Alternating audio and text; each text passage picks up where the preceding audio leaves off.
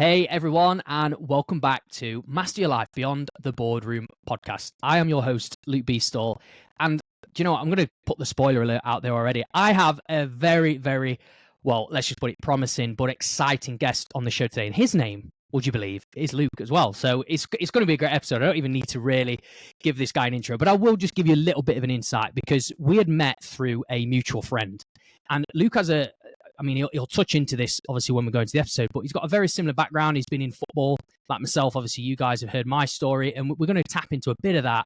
But also, he has just, and I mean very recently, taken a massive leap of faith into running his own business, which again, we'll talk about that later. So I know you guys tuning into this are always wanting to hear more about how people go along with this transition and what kind of the challenges are, and I guess going against the grain. So look, Luke's been in recruitment for 3 years. He's traveled, he's played football in Australia, and now he has gone into his passion, and that is men's mental health. And he's actually started and founded and created a charity called 2 Pints Deep, which I want to let him talk about. But without further ado, because I can talk forever, as you can probably tell, Luke, welcome to the podcast. Thank you very much, Luke. It's a pleasure to be here. Thanks for inviting me on. No worries. And honestly, I think when we had a conversation a couple of weeks ago, and I just thought, you know what, this guy's got something about him. I loved your energy, and I thought, I actually feel, and I followed you on LinkedIn, and I was thinking, got to get this guy on the podcast. Also, with it being Men's Mental Health Awareness Month, I don't think there's anything better than somebody who is passionate about men's mental health. So, I guess really, to kind of kick off this episode, Luke, you know, for you, where did this all start for you, this like idea around men's mental health? Yeah, so it's a strange one, really. I would say that I only started my mental health journey maybe 4 or 5 years, or around 5 years ago, actually, coming up to 5 years in August. Before that, I had a pretty normal life and upbringing. I was quite lucky, really, I'd say. I was part of a family, mum and dad still together. I had a really supportive sister. We were always encouraged to go into sports. We got really good education. We always lived in a house with a garden, and we went on holiday every summer. So in that sense, I was really lucky. And I was kind of untouched by a lot of things, I would say, moving through school into further education. And while I was in further education, my mum got diagnosed with cancer. And I think that was the first big thing that could have been a stumbling block for myself. And I had to deal with different kind of emotions that I'd really had not surfaced before. And then I took another kind of leap out of that comfort zone and went to play football over in Australia for 2 years. My mum had got through first round of chemo and radio, and she was in remission at that point. And towards the end of that 2-year period, my mum's cancer had come back, and I got a call from my dad, and he let me know that it wasn't looking good and that I probably should book the next flight home. So that was football team and contract dropped out there. The job that I was in at a software company, worldwide software company, was dropped as well. Booked on the next flight home, and my world flipped. I went from living on a beach with my mates, living what seemed like my dream life that I'd worked up to for so long, playing football abroad, to coming back. I had a week with my mum, and then we unfortunately lost her. And then I went back to living with my dad in a rural village in Lancashire, and my world had just flipped upside down within 10 days. I had no job. I had no real direction. I just lost my mum. I was living with my dad, and just my dad in a house that we'd had a lot of memories in with my mum, and he was grieving as well. And that was the kind of the start of my mental health journey from what I knew it. I was a very typical bloke at this point, and I tried to make a decision in my head of what do I do here? Because I've never been in a situation like this before, and my life just flipped upside down. And I decided, right, my dad's grief's bigger than mine because he knew my mum longer. It makes no sense looking back on it now, but this is how I processed it at the time. So I was like, right, I just need to be all right for my dad. I need to make sure he's all right. He's the priority now. I think when you lose a parent, I'm sure there'll be a lot of people that can relate to this as well. Your priorities shift in terms of who's looking after who. And me and my sister almost felt like we were now responsible for our dad rather than the other way around, just because there's one left. We've only got one parent left at that point, so everything flips. So for the next sort of 6 months, I just put my dad at my priority. All my kind of loss and grief that I was going through, I didn't address at all. I went on as if nothing had happened, and I really, really suffered from it. So this next 6 to 9 months, suffered from a lot of social anxiety. Didn't want to go out. Didn't want people to ask how I was because I didn't know how I'd physically or emotionally react to that question, and didn't want to put myself in a situation where people would bring up my mum, because I actually couldn't, and it took me a long time to get through this. I couldn't say the words that she passed away. What makes it even weirder is I actually did the eulogy at a funeral. So Yeah. it didn't all make sense. I was able to put on an act and put on a character at that point, as well as that continuing for the next sort of 6 to 9 months. But I couldn't actually address what had happened. And it got to the point that it all got too much. I slipped into sort of depression, a few gambling issues, just to take myself away from the situation that I was in, and a really low place. And then it all kind of came to a head at a mate's party. I've sat around with my mates. I'd had a couple of drinks, and I just opened up and said, "Listen, lads, I'm really struggling here. I have been for this many months. I've not really spoken about it. Don't know what to do. This is what I'm feeling." And it felt so much better. And that conversation drove me to where I am today in terms of 2 Pints Deep and my passion in mental health. Because when I spoke up, 2 other lads within the group spoke up about stuff in their lives as well. One being really prominent about something that they've gone through in the last 12 months that could have really been derailing in terms of mental health and in terms of how to deal with what had happened. And we had no idea. And we were supposed to be a group of mates, and we had no idea that this had gone on, and we weren't creating spaces to feel comfortable to talk about this type of stuff, to feel supported. And I came away from that conversation thinking, my God, like the relationship we had, the friendship we have, it's so surface level in terms of how are you, move on. How are you, move on. And it's just almost a greeting. We weren't actually deep diving into how we actually were as a friendship group, and we can't support when we weren't able to do that. So I came away and I was like, more needs to be done. And I got addicted to that feeling of opening up and friends opening up around me. And I Right. was like, right, what did we all have in common at that point? And what we all had in common is we were lads that don't usually speak, but we'd had a couple of drinks. So from that came 2 Pints Deep, to try and recreate that space, to pour more confidence into lads, to feel more confident in the way that we're feeling and speaking about vulnerabilities. And then it all kind of kicked off from there. Yeah, and I do really. I mean, I've obviously read a bit into your story, Luke, and thank you so much for sharing that, buddy. It's so powerful, and I think just even going back to, I mean, I couldn't even imagine like the feeling of your dad calling you and saying, "Luke, you've got to get the next flight home. Your mum's not going to make it through it." And there's you, like you say, you've got this dream life in front of you, and everything just like the anchor's dropped. You've got to move. Something's got to change. So I kind of want to, I guess, in a way, peel off a bit of a layer there, just for you as a human being, right? What was kind of going through, if you can recall anything, what was you kind of going through? What was the conversations being had with your dad, like even friends, your sister at the time, when this had just been literally put on you? Yeah, it was obviously, it wasn't 100% out the blue. I knew my mum wasn't well. So the fact that I had to come home so rapidly did throw me off guard a little bit. And that 26-hour flight home without any signal was probably the most anxiety-inducing journey of my life. The fact that if Sure. something had gone wrong, I was in the air and I couldn't do anything. But I did speak to my sister and my dad a lot. I rationalized it. I'm doing all I can to get back. There is no way I could get back any quicker than I am doing right now. So there's no guilt associated with that. I just needed to get back as soon as possible. So my mum was planning to go into to have life preservation, sort of lifelonging treatment called immunotherapy, which is lifelong. And it's not a cure. It's basically just let's see how long we can keep you going.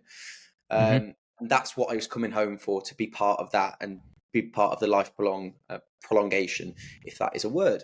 And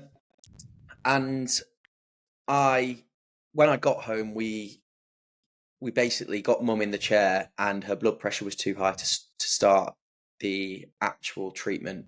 And then she never came out of hospital. So I was in my head envisioning during that journey home and from that plane, you might get anywhere from 2 weeks to 6 weeks, depending on how well she reacts with the treatment. So that's kind of what was going through my head at the time, and I'm speaking to my sister and my dad about it, because we got her in that chair, but unfortunately she never was able well enough to receive that treatment, and it just sort of deteriorated from there. Yeah, yes. Oh man, I mean, that's I can empathise in a slight fashion. My granddad passed away due to cancer as well, and it's probably one of the heart wrenching things that can ever happen. But I think, obviously I can sense anyway, you've got such a very strong family unit, and I guess for you and your sister, looking after your dad was really powerful. And I guess for you then, where you said about your emotions and your feelings, where you kind of bottled them up for so long.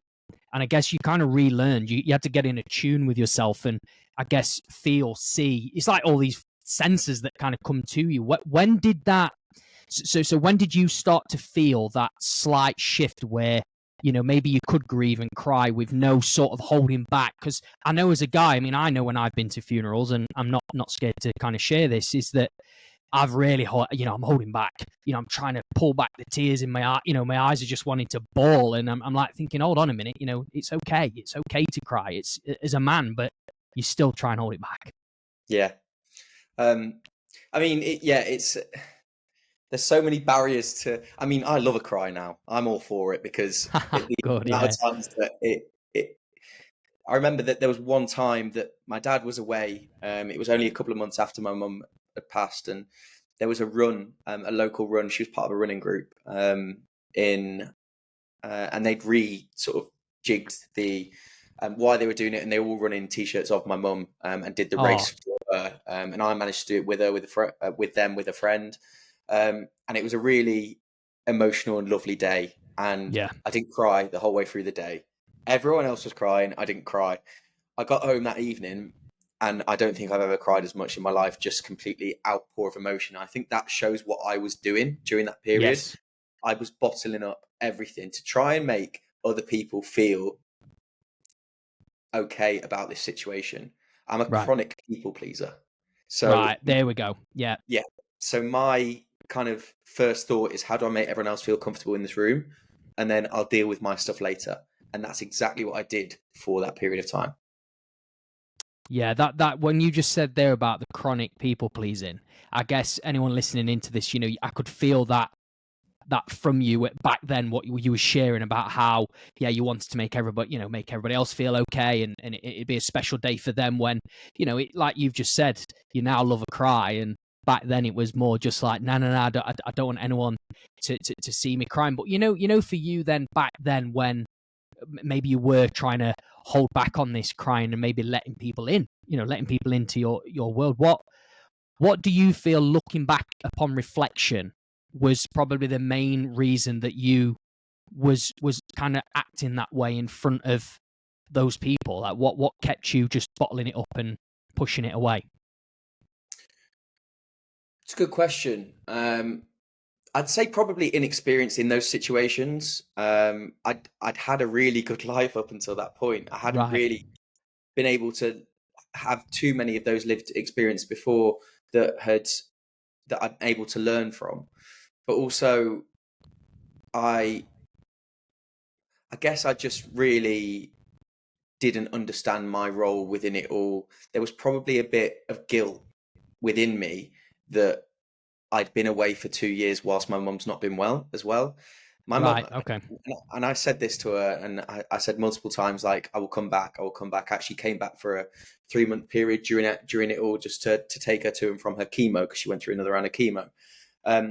But she told me consistently, the best thing I could do was be out there and sending her voice notes, sending her pictures of me having the best time.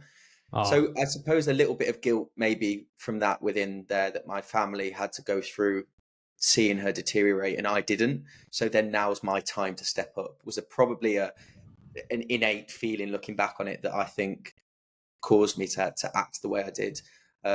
Now was my time to step up. Like, my dad's given so much, he needs my support, and I thought I was that person to do it for our family. I really like that, Luke. That's so powerful what you've shared there. You know, that being that man stepping up, you know, being authentic, being true, dropping that armor, being vulnerable. I mean, I can honestly say from a male perspective, and I know guys listening into this as well, we do find it, as we know, and I'm sure you come across it very, very often nowadays with your, you know, charity and the groups that you put together, just that feeling of, you know, not wanting to open up, very shy away feelings, and again bottling up and not, I guess, in a way, a space that's safe enough to share. Maybe we just feel, I don't know what your thoughts are on this, but maybe we just feel a sense of maybe they just don't want to listen to our problems, and just think that it needs to be banter. You know, it has to be banter and taking the piss out of somebody or something, rather than it being a proper emotional conversation. We just don't want to be burdens, I think, is a lot of the stigma that we talk about when I have conversations with lads who either come to our group or message our page. It's that they don't want to put their stuff on other people because they've got their stuff going on as well. And it's that feeling of being a burden, as well as, and I've had this over the last sort of few years as well. People not wanting to talk to me because their stuff doesn't compare to the level of my stuff. Their mum's still here. And it's this comparison, this emotional comparison that we find ourselves in, especially as lads, because we're always competing as lads. Who's better looking? Who's the best at football? Who can run the quickest? Who's the strongest? Who can lift the heaviest weights? It's a constant competition. And to make sense of the stuff, our immediate thought is, like, right, let's put it in a league table, or let's put it up against each other. Which one's bigger? Yeah. Because that's what I did when I came home with my dad's grief and my grief. I thought, right, my dad's known my mum longer, so that makes sense. Yeah. And I've been able to make sense of that, because I don't think we don't have the lived experience, and we've not been brought up to be able to talk through these situations and make sense of them. We're just, right, black, white, a lot of stuff. And I think that part of that maybe girls they've had a lot more stereotypically, a lot more emotional conversations. They've had a lot more vulnerable conversations at school about women's health and periods, and when that type of stuff comes, and discussing how that comes. And there's emotion and there's vulnerability within those conversations that men probably miss out on. And we also, like, for example, being stereotypical, the sort of emotional training you go through in situations like sleepovers. I always talk about sleepovers because my sisters and my sleepovers were so different. I used to do one of probably 3 or 4 things: hide and seek in the garden, play football somewhere, play video games, or watch films. That's probably what I did on sleepovers, as stereotypically a lad would as a younger lad. My sister, when she used to come home, I was like, "What do you do?" "Oh, we sat up talking all night." I'm like, "What? What do you mean you sat up? Like, what is there to talk about?" She's like, "Oh, well, we talked about the boys that we fancy at school. We talked about 5 things we like about each other. We plaited each other's hair." And yes, that is stereotypical, but there's lessons that they learn and skills that they learn in listening and talking during those situations as younger people that I think lads genuinely miss out on. Yeah, that to me makes a lot of sense. It was making me smile when you was talking about sleepovers, because that is literally exactly what I did at sleepovers as well. Is play football, video games, probably Call of Duty and go on zombies and stuff like that. But you can remember those days. But I think really, I mean, this is a good analogy that you put there, and I think it will relate to a lot of people as well. And I think where you said earlier about guys feeling a burden on another guy by sharing a problem. So I guess for you then, if we go back to that moment in time when you was, I guess, in that place where you did start to open up, right, to your friends, and you, I guess, took ownership. You took charge. You kind of maybe the first person that opened that book. What was, if you can recall the feelings at all, which I don't know whether you can, because I guess it might be a little bit of a blur now. What was you feeling at that time where you decided, like, I'm just gonna tell people how I feel? it just all got too much, and I just got so tired of trying to act all right. Right. Yeah. Um, and I was in a situation surrounded by people that I trusted at a party, and I'd had a couple of pints. I had a bit more confidence. It felt like Yeah. a safe place. I knew, and this is one thing that we really, within Two Pints Deep, that we champion. I knew that there wasn't going to be an immediate solution from the people that I was about to tell them. I just wanted someone to hear me. And that's such a big space that I think we miss out on for lads and opening up. We're very solution driven in all these sort of ways to solve your mental health rather than just providing spaces to let it out. Mm. And I had that space at that time. I felt happier that they were a couple of pints deep as well, because I know Yeah. that Yeah. more likely an emotional response more than right, like let's drive you home. You're not like there's nothing in terms of that. It was just this is a good chance for me to just say it as it is, and I felt less of a burden as soon as the first person said that they've been through their stuff as well, and then another person. I felt like right, that whole stigma for me just completely dropped because. Would I want them to tell me that stuff? Yes. So they are burden to me? No. So I can paint myself with that brush as well. Yeah. I think that is so good. The fact that you'd built up this like feeling of like I'm exhausted, I'm drained. I've got so much that I'm carrying on me. I'm carrying a burden every single day. It's like you're carrying an army pack and it's getting heavier and heavier, and you're depleted and you're starving, and then you just decide to let it all out. And I think the powerful thing that you shared there is that somebody had actually accepted your your feelings and said, yeah, I'm going through something similar myself. And I think as well, just to kind of slow this down here and allow people to kind of just take this in a second, is that they may be I know people listening might be thinking, well, I've got something that I want to share with somebody, and I'm holding something in at the moment that and I'm talking CEOs, executives, business owners that listen to this. They probably have got something that they emotionally want to share, right? But Mhm. they're kind of covering it up with just working or doing deals or making more money or whatever it may be. But I guess from your side, Luke, what would you say to somebody if they are listening and going, Luke, I've got something I want to share, but I'm a bit scared that nobody will listen to me, or they might just say, it's the way it is, or that's life, life's hard.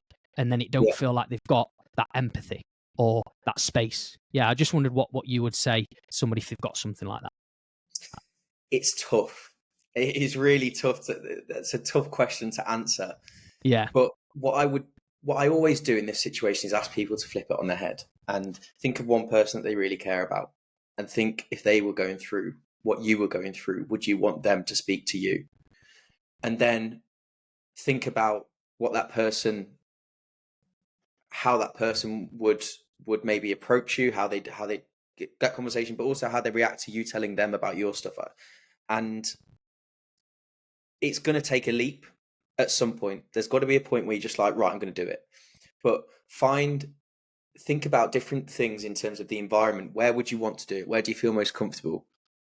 What type of environment or people do you want to be around? How many people do you want to be around? And think of a situation where you'd feel most comfortable in actually opening up and telling someone this, and then do your best to try and recreate that situation with the person that you trust, and even start the question start the conversation with, I just want you to listen here. I don't want a solution right now, but I just need to tell somebody. And that immediately lowers their guard as well, of being right, I just need to be a pair of ears here. I don't need to be Mr. Solution Provider, because there's a lot of people out there that if they came to me with certain issues, I'd be like, I don't have the answers to that. But you often don't need the answers. So, in short, I would say think of the environment, think of the place, almost picture yourself doing it where you'd feel comfortable, and use the motivation of the fact that someone else might need to hear it across the table for them to be able to speak up, for you to do it too. And it needs to be a drive, because one piece of content that we shared that really hit home with a lot of people was, don't wait till it's your mate, in terms of unfortunate what can happen following not being able to open up about this stuff, and the consequences being what they are with mental health, especially with men. So yeah, it's going to take a leap at some point, but give yourself the best environment, timing, opportunity, and person to make it feel less of a jump for you to be able to do it, I would say. No, that's really good, Luke, because I feel like that's a nice first step, though. Like it's a relatively, it's not like feeling like you're miles away from that. You could literally just, like say, drop somebody a message or pick up the phone and just say, "Hey, can I call you for 5 minutes?" And it just simply capture their attention. You don't need to give off a massive, 2-page essay, because maybe they might read it and then unread it and come back to it. You want that space right now for somebody just to open their ears up and listen and provide that space for you. And I think how you had gone back and did that, did you say it was at a wedding? A friend's? No, it was at a mate's birthday party. Oh, a mate's birthday. Okay. So when you actually just, I guess, opened the floodgates, right, and you decided to just let the emotions come out. What did the guys say to you in response to that? Like, what was their kind of response? Because I'm just interested more than anything. There wasn't an overriding response of, "Oh my God, are you all right?" No. Which I thought in my head, I've been building this for so long, I thought there might be. I thought they'd get on the phone there for it. But it was, they just listened. And I think a lot of them didn't know what to say, which is fine. Yeah, of course it is. And I actually was happy that they didn't know what to say. They listened, and then they either agreed or disagreed or tried to make me feel more comfortable by sharing some stuff themselves, which I didn't really expect at the time, but is exactly why and what has driven me in terms of motivation to do 2 Pints Deep, because they would have never said that if I hadn't have said it. And as we just spoke about then, it takes leaps. It's going to take leaps because we're so far behind on this battle that we're facing at the moment with men's mental health. It's going to take someone leaping.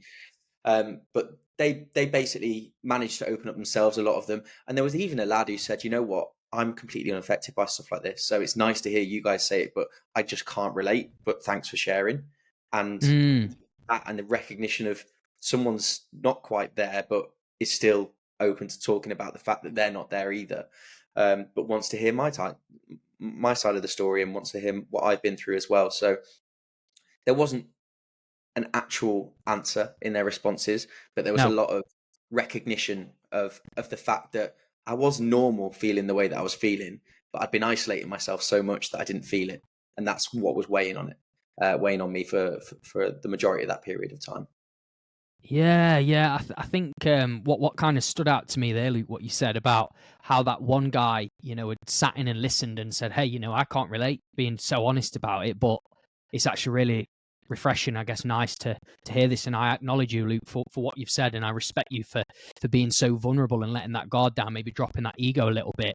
And I think that's where, like, if you go back to where you was talking, back in your Australia days and stuff like that, like where you'd had this life and you'd not been exposed. I guess you'd not been exposed to those feelings that like what you said, very surface level relationships, no depth, this like 1 mile deep kind of, this conversation's giving me a bit of like a shake, a bit of a shiver. I guess as well, for people that are listening in on this that are, I guess, have maybe not experienced that, that's okay, but I guess even being in that room or hearing that, it brings that, what I think we're going to go on to anyway, but that 2 Pints Deep, that connection, that community, it brings guys closer together. And that's something I've realized, because obviously, I mean, I it's not about me, but I suffered with bad mental health, and that was through sport as well. So I understand the importance of, opening up and stuff. But, for you now then, with opening up, guys being more connected,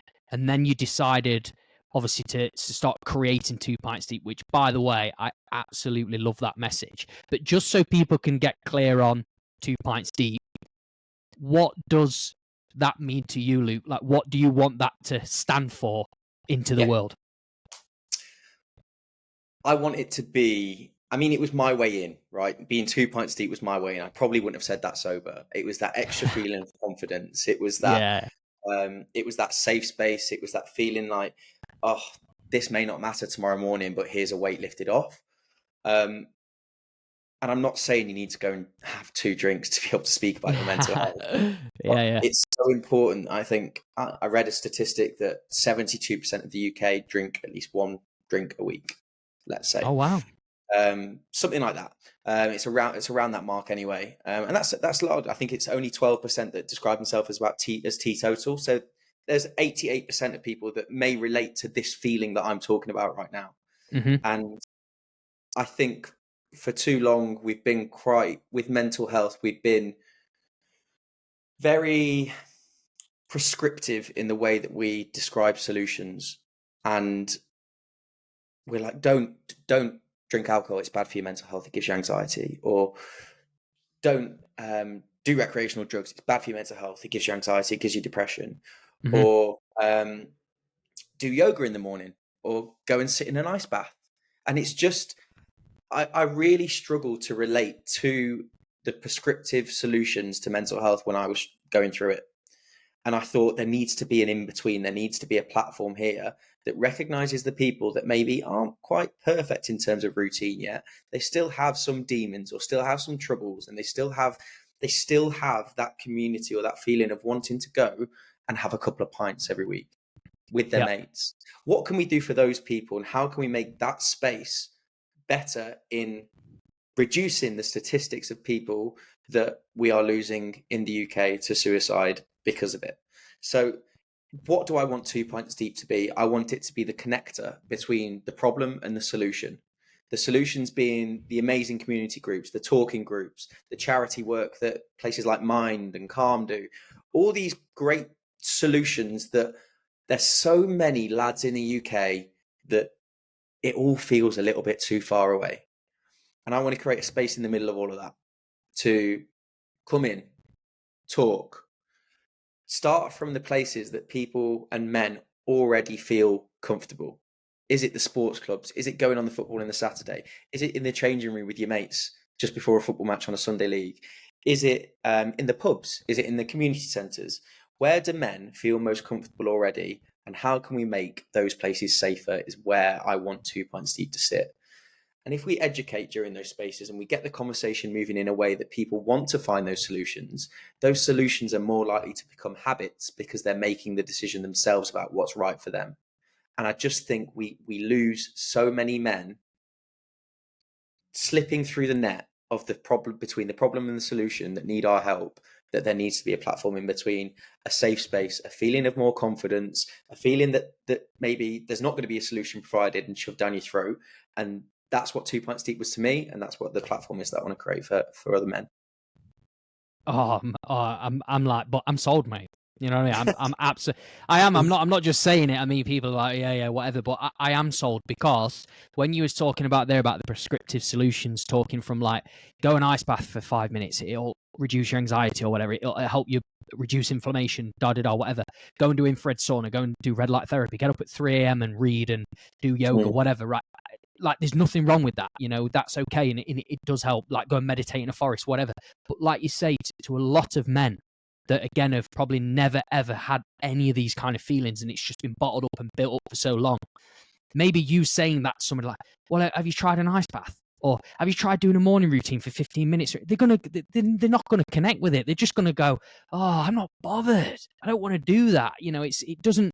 Maybe later down the line, like you say, that's probably like step 10, but you're providing that step 1. And I think, Sorry, just to jump in sorry. there on that a little bit. I speak about that from such a privileged. I live in central London. Yes, I've Right. just quit my job, but I've come from a middle class background, but lived in a working class area. Like, Yeah. I'm from the northwest, but an ice bath and waking up at 3 a.m. in the morning to read and go to the gym is so inaccessible for Johnny on the dole up in the northeast of England, who Sure. has two he has to fend for, and there is major worries. Ice bath, the last thing he needs to do. Yeah. He's just looking for a space to try and find weight to be reduced and then to get on with what the rest of his life is. And I always say this to our volunteers: if it's not accessible to Johnny on the dole up in the northeast, then we won't do it, because the big issue with mental health at the moment, and that platform is in between, it has to be accessible to all. I think well-being now is the point that it almost costs to have a good well-being, and it's a really expensive cost as well. I And agree. it's an honor. It's a badge that people are wearing and putting all over social media, Yeah. that I can access well-being, but there needs to be more for those that can't. Yeah, like literally, it's great what you're sharing there, Luke, and don't worry for coming in or anything like that. Like, please do stop me, and if something comes to your mind, just get it out, because for me, there was so much gold in that. And I think as well, where, yeah, like you said about somebody that maybe is on the dole and stuff, and they haven't got that space, or they've not even got, like you say, the resources to do it. Maybe their mind's not even in, it's not even in that state. Like, you got to look at where the state of being is right now. And I think I want to ask you this question, because I think this would be a good one for you to, I guess, in a way, be grateful for you, not just Two Pints Deep, because again, you're the founder of that. What would you say your unique ability is, Luke? Good question. My unique ability is I can be a chameleon, but a good one. And what I mean by that, it's not a bad one that no one knows who I am, but I have a social ability to be able to make people from different backgrounds, different cultures, different energies feel comfortable and be able to move my who I am according to that. If someone's a little bit quieter, I can be that person who can bring people together and do a lot of talking for them, involve them in conversation. But also, if someone's a bit of a loudmouth, I'm happy sitting back and just enjoying and connecting the dots with them as well. But I've never struggled really. I've had to recreate my life so many times from university. I lived down south for quite a few years, so moved to a different school, then moved back up north to a different school, university, Australia, then back and into Manchester and into London. I've moved around. I've had to recreate myself a lot to fit with what's around me, and now that's given me a sort of artillery of skills to be able to move across different social situations, and is only going to help me, I think, with Two Pints Deep, because the problem is different everywhere and people need different types of solutions and to be heard in different ways. And I think I can offer a pretty good service in that, I think. Oh man, that's so good, so good. I like that, the chameleon. That's good. You got to use that one. I think Yeah. that's a smart one. You're not like hiding away, camouflaging or anything. People can see you, but I like it how I guess really you're very adaptable as well. The fact that you've recreated, you've reinvented the wheel. Your life's been in all these different places, and I guess you've been around different cultures, different types of people, and now you've obviously realised that there is a massive gap in the market, and that gap in the market is what you've created, which is Two Pints Deep. And I think, I mean, I don't know what your stance on this is, but this is what I'm seeing is, as we know, a lot of pubs. I mean, let's go back to the older generation. I mean, I'm talking about even my dad here. You know, and I know this. You'll probably see this. My dad's in his 50s, right? And he goes to the pub, and my mama, she's got dementia, so she's 85. She's okay. She's declining, but she's okay. But anyway, he goes there and he offloads in the pub. But the reality is like there's not many people, because of that generation. They're not open to listen to him. They just call him the Debbie Downer guy. So he comes in and they just, I know it's quite funny when you say, they go, oh, here he is, Debbie Downer. It is, Yeah. but you don't feel. But this is the thing, is he's not got that space to share that, because it's a part of his life where he probably does need that space the most, because he's like, oh, the generations are going through and he's struggling. So, and pubs are closing now, aren't they? There's more closures around. There's the environments, and where people, like a lot of people now, just stay at home, don't they? They don't really Yeah. do much. So there's not as much, and obviously COVID as well, it kept people indoors. There's not much as in-person connection. So I guess for you then, with Two Pints Deep, what are you guys, or what is your mission statement, or what are you guys doing differently to, I guess, to bring people out of their homes again into these spaces to feel safe? Yeah, and it's an interesting one as we move forward. Obviously, we're about, I'd say, maybe 7-8 weeks away from obtaining full charitable status, where we'll be able to Oh really wow. start making an impact. Which is, it's been a journey for us, and anyone that's been through sort of the charity process knows there's a lot of hoops to jump through. But we're almost there now, and I think the impact we want to make is within that.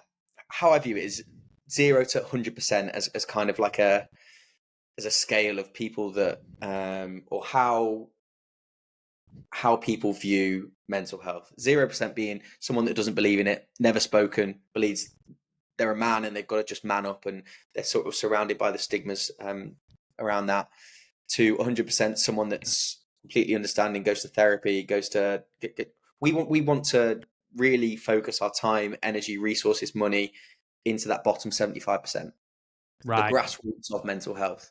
So how do we get from the problem, so those people who don't believe in it, closer to that solution where they can go? And there's already so many solutions out there, and just to name a few, Andy's Man Club do great, brilliant things Yeah. around the issue is, and the issue, I think the issue is with this, no one knows where they are or who they are, or people, not unless you had that view of going out to search, you probably wouldn't stumble across them. They've actually Mm-hmm. recently signed a deal, I believe, with Man City, which is a huge breakthrough in terms of bridging that gap. Wow. But Yeah. there's still stigmas around going to that type of group. So the work that we want to do will be in, firstly, breaking those stigmas within places men already feel comfortable. So your pubs, your football matches. How can we do it as well to actually create more of a team feel about this battle we have against mental health? Men have wolf pack mentalities. If they Yeah. Yeah.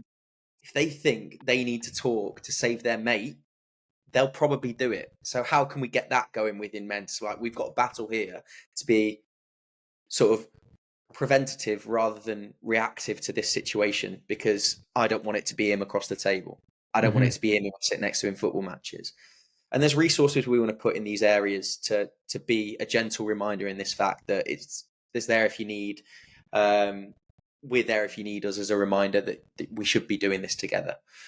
And then we want to be able to fund the spaces that already exist, help support those that are doing amazing things and maybe don't have the charitable status that we do have a pot of money that they're working from, but they may not be able to, let's say, rent a facility or rent a room for everyone to be able to get together. So how can we help support, keep those resources in place, but also what can we do to help create more spaces in this sense? So speaking, for example, like your dad there, for a perfect example, he needs to unload the stuff that he's got going on, because Yeah. obviously it's Definitely. a situation. If the pub isn't that placed, where else could be, and how can we create that space? And that, having those conversations with people in pubs, in football matches, at the bottom line and grassroots of mental health, would be who maybe are like, oh, I'd go down if this was on every Tuesday. How then can we get to a point that we're helping fund those spaces as well? So I guess it's in three senses: breaking stigmas and the resources we're put into that, into those areas, helping helping fund support groups that are already there that maybe are really struggling, that are doing amazing things but just can't keep going, and then helping create new ones for what men actually want and what they want those spaces to look like. Nice. Yeah, I really like that. And I think just with you, Luke, being so in the early phases, like the startup phase, really in general, like obviously you're very close to the status, which, I am 1,000,000% sure that you're going to land that, and it's going to grow as it is. One thing I wanted to kind of ask you is, so what's been the number one, like the standout biggest impact that you've been able to like step out and see with Two Pints Deep at the moment when running these groups and stuff? The beauty of Two Pints Deep, and this is why I love the name, and it's a phase that doesn't really exist, right? It's that bit in between that just we all feel great in, but we're never 2 pints deep for long. Like, it always, either we sober up a little bit or we're going on and we're 3 pints, and that's when it becomes, no one really likes being drunk. They like the lead up to it, right? Yeah, yeah. And I love the fact that 2 pints deep doesn't really exist, or it doesn't really exist for that long, but everyone knows what it is. The impact that we have, we will never know, because the stuff that we put on social media, when people share, um, the amount of messages we get saying, I shared this on my story and my mate messaged me saying that and it sparked a conversation, and that in itself will then impact a life, that they'll go home, they'll feel a lot better. And it's 2, 3, 4 connections or contacts down the line. And I love that. I absolutely love Yeah. that. We are not the solution, we're leading up to. So a big benefit for me would be the work that we're doing to go viral, and the attendees to all these solution groups like Andy's Man Clubs continue to rise. That would be a win for me. I Um, like that. but in terms of what we can see, we have so many men, so many people messaging on Instagram to say that they relate with the feeling so much. They love the page. We've had we run exercise and community groups which are planning to spread in Manchester and London. We've had people come to them, particularly a lad in London. We shared a video in Manchester. Shared a video the other week of he moved to Manchester and didn't know anyone, and he saw our stuff online, came down to our community group, couldn't run 5k last week with his new group of mates with Two Pints Deep and speak about mental health every week. He did his first half marathon within 6 weeks. Or well, not 6 weeks. It's about 4 months that he did it over. But he's now found a community of people that he could feel safe going to speak about this type of stuff because they've all seen Two Pints Deep stuff as well. So they're all going to that exercise club for a reason because they're open. We always start each exercise club with a question, and we ask you to ask that question to someone that you've never met before as part of the group, just to facilitate. I like that. Yeah. To give people a chance to. Because half the battle's turning up to these things, right? Of course. The biggest anxiety that I have is who am I going to talk to and how do I make conversation? Sure. And if we can take some of that weight away from you, then brilliant. But just to, I guess, re-answer to your question, we've seen a lot of people messaging in support, and the support we've had since we've launched has been amazing, which shows that's like the biggest impact we're making in that sense. But the best impact that we see having is those solutions rising. And attendance solutions rising, and eventually, if those attendance at the solutions are rising, we hope that the suicide statistics will be reducing. Yeah, because I mean that's brilliant, mate. I really like that as well. Is that you actually? I mean, I've never heard anyone answer it like that before. With say we actually don't know what the impact will be, but we know that obviously based off the messages that even if whatever you're exposing or putting out there to the world, it's obviously being received and they're giving back to you by saying, hey, I've saved a mate's life, or, I've got a friend that's joined this club, or been able to talk to his partner, whatever it may be. And I think that itself is like the most fulfilling feeling ever. And I think just how you put that together was, again, so well. And I think just how Two Pints Deep, I really like that fact where you said, when you're 2 pints deep, you're feeling good, but then if you have 3 or 4, you'll be like, hangover's coming, or you'll be like, you don't really want that drunk. So I just feel that instantly, you know that you're in a space where you're feeling a bit confident, you're feeling like you can probably, bite. Yeah, you could bite someone's ear off with just chatting constantly, which I think is good. And that what you shared there about the guy who ran the half marathon, I mean, that itself is insane. What a story that for you to receive that they moved location and didn't know anyone, felt lonely, and that they saw an opportunity there to be in a space, and look, they've kind of gone on. Exactly, and it's not just those in-person events that I think are invaluable, because they just won't be right for some people, right? That's not how people like to do things. And we actually received a message a few months ago, and this is probably the most impactful message on me that we ever received, and it was from a parent of a lad who's about 19, and they were really worried about him and his mental health, and he wouldn't open up, and they found one of our beer mats in his room, and he picked it up and taken it home, because probably he's like, you know what, I relate to that. Hadn't done anything about it yet, but she said as a parent that she felt comforted that this was in his room and he'd found something that he appreciated, and the power behind that of someone being in that safe space, hopefully where a solution might come further down the line if they're following us or see a post that we do, and it comforts them in how they're feeling. It means the world to me and what we're doing, and that's the space I really want us to be in. And she felt a lot more comforted as a parent that there was engagement in solutions and engagement in progress rather than sort of ignoring it. And the fact that that person had picked it up and take it home shows to me that we've got a little niche that some people find comforting.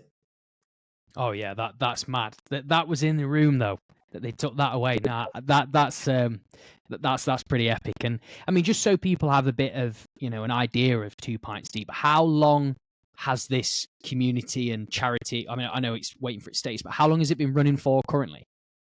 Yes, so I started this. I actually started it as a podcast. Would you believe that? I just never recorded the first episode because it blew up. But I started it in February 2022. So we've been going. It'd be approaching 2.5 years in about August, September time. Um, and I started it by just kind of putting our logo out there, putting a post there about my truths. I let everyone know I'm a normal bloke, love the football, big United fan, go on the football all the time. Probably don't Yes. exercise as much as I should do. Probably drink more than I should do on the weekend, and that makes me a normal bloke. But what also makes me a normal bloke is I go through periods of anxiety, and I've had periods of depression in my past, and probably will in the future. And that also makes me as normal as the other stuff makes me. Shared it on Instagram, and 2nd of February 2022, Time to Talk Day it was, and that post got 23,000 likes, and we got about between 3,000. Well, we got 3,000 followers in the first 24 hours, 5,000, 6,000 in the first week, and I was like, oh my god, what the Wow. hell? And that was just people sharing it on their story, Of course. and that kind of has then catapulted us forward. I was working full time in recruitment whilst doing it, so it's gone through periods where the pages have been a little bit dormant, just because I've moved the ladder in recruitment, ended up moving to London to manage our London office. That was back in August last year. That didn't quite work out. Moved to another recruitment company at the start of this year, but my passion has just built and built and built for 2 Pints Deep, that it got to the point where I needed to make a decision. So yeah, we've been going 2.5 years, but full time 3 weeks. Oh, I was literally getting onto that question as well, and you've kind of answered it. I was like, when was that leap? Because we've spoken about leaps, and you were taking it 3 weeks ago. That is so good, and the fact that you're going back, and this is good for people to, I guess, soak up as well, like sponge, is the fact that this was started in February 2022, and you had this idea. You decided to be authentic about it. You just wanted to talk, say, hey, listen, I'm your average Joe, or I'm your normal bloke. I'm just somebody that loves a few beers, and you just let that roll because you'd already had an experience where you felt it's okay to talk. I can let my emotions come out, and bang, you now look where you are. And it's like now you're creating these groups, and I know that when we'd spoken on the phone that you're going to be looking to like have groups, I guess, spotted over the UK. Is it? Because obviously you said you're Manchester, London at the moment. What would you say is kind of like the next move for you with 2 Pints Deep? Yeah, it's finding the we've put all our resources and our time into Manchester and London because that's where I've been, Sure. and that's where I found it in Manchester. Now we have two amazing community leads, Matt and Ben, that lead the exercise group every week in Manchester, and I know that there can be stuff.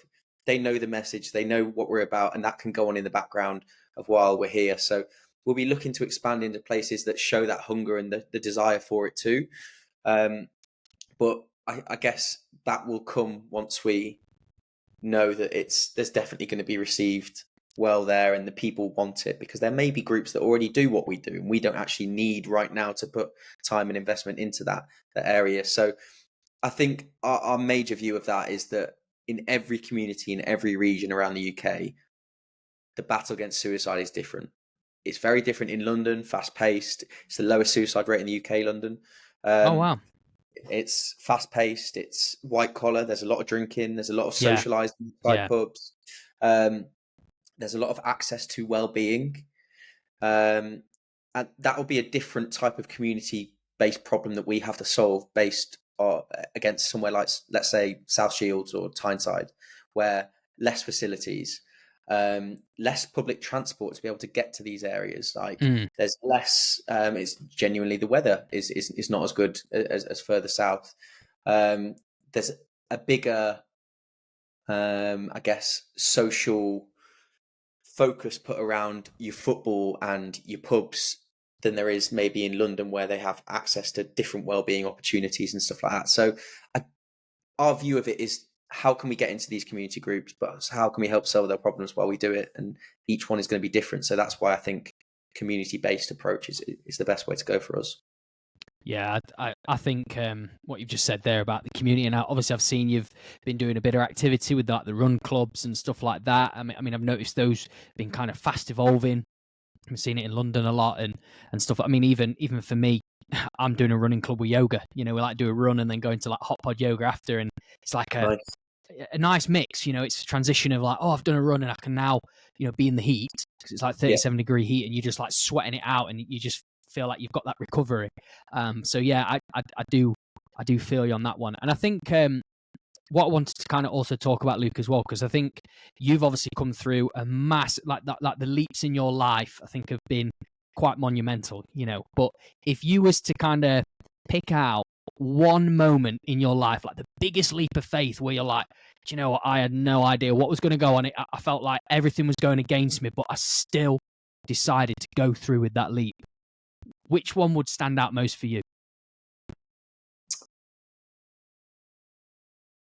Apart from this one, Yeah. Well, this is a big one. Yeah. it's pretty scary, especially with the cost of living crisis and housing costs of stuff in London. To just say income, nah, I don't need that. So it's a Yeah. ticking time on this, really, unless we really pick up. So I'd say my biggest one personally, and what grew me as a human being, was Australia. Um, I was in a relationship in the UK, and I got the opportunity to go there. I was supposed to go to America on a scholarship, but I snapped my ankle, so that didn't happen. They Ah. withdrew that, or withdrew the opportunity to go over there. That wasn't possible. Um, and then I was like, right, I still want to go, still want to travel, still want to do something, still want to play football abroad. And then we made a decision, myself and my girlfriend at the time, that we weren't going to stay together during that period. So that was another thing that I was leaving behind. And I booked a one-way flight and went. And I went off 2 emails saying, yes, we'll give you a trial if you come. And I just went. Ah. And I turned up to the first one, and they didn't know my name. And I was like, oh my God, what have I done?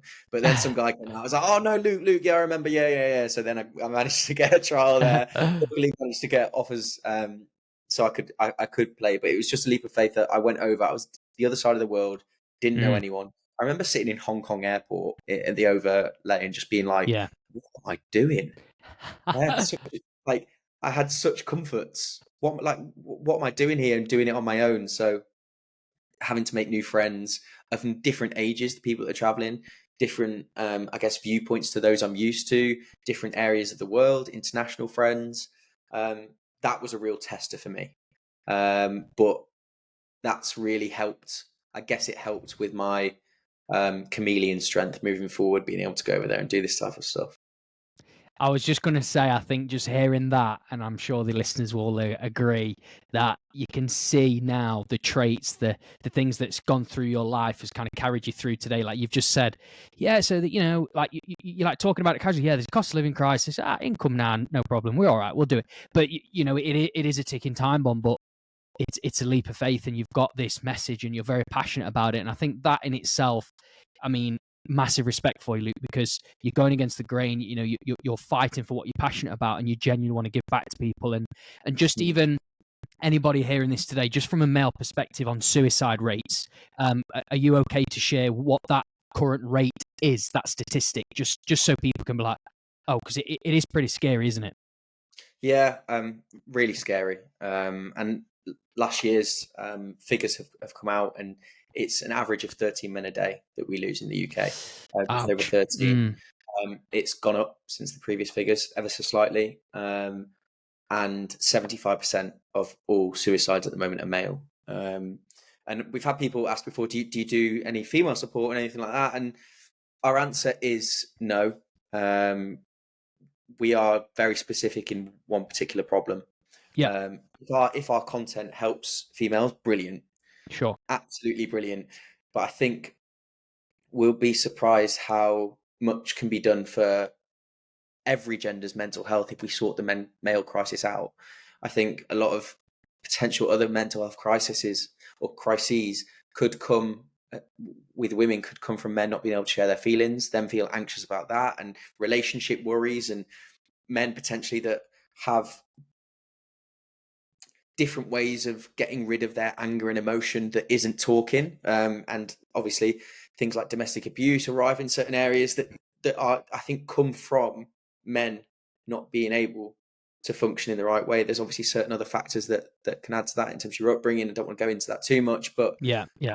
I think we have to get to reach a goal. You have to be so specific on a focus, and our focus for now is men. All the talks we do in companies and white collar stuff are genderless. It's all about tips to get people to open up. That person can be a man or a woman, or any gender. So, but our focus in terms of our resource and the money we want to put in will definitely be on the male side for now. Yeah. No, I respect that, and thanks for being open and honest and sharing that, Luke. Because I think it's, again, we don't hear it enough, really. I mean, that statistic. I mean, I think I'd seen it on one of your posts. I didn't know it was actually that bad. If I'm being honest, I wasn't aware. I mean, I know we talk about it. I mean, I've actually lost a friend, well, a friend of a friend, should I say, to suicide. And again, nobody knew about it. He was actually at a pub and just went home and did the thing. And yeah, it's about what you're doing. I think is definitely the space, the bridging the gap that I think, again, as you grow, and I know that this podcast as well, and people listening, they're going to be wanting to follow you, especially because this is going to grow into something I feel very impactful, and it's going to save, it's going to change lives, but it's going to save lives as well, which I think is really powerful. But Luke, we're getting towards the end of the episode, buddy. I mean, I think this has been, well, more than powerful, and I definitely feel that in the future, as this evolves, we've got to jump on again, because I think there'll be a lot of change and shift, obviously, and it'd be good to kind of reflect on it. But there's a question that I like to ask every single guest on the podcast. So, are you ready for it? Yeah, give me it. Come on, Luke. All right, let's have it. So, Luke, what does mastering your life mean to you? Ooh.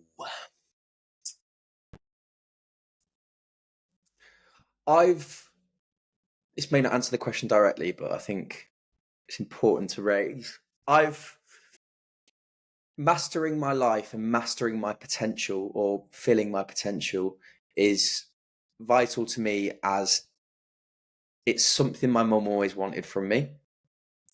She was my biggest driver in achieving and overachieving. Was gutted when I got 90% and not 100% on tests. Oh. She was always pushing me forward, sometimes too far, but I'm always grateful for that from her. And being able to master my potential in that sense would give me acceptance and a lot of peace in what's happened with mum. I think a big fire that burns in me with 2 Pints Deep is that it is mum's legacy. And I would not be doing this if what happened to mum hadn't happened. If I hadn't lost my mum, 2 Pints Deep wouldn't exist, because I just probably wouldn't be in the situation that followed, and I wouldn't gone through the journey, and it wouldn't have as much impact because there wouldn't be a story behind it.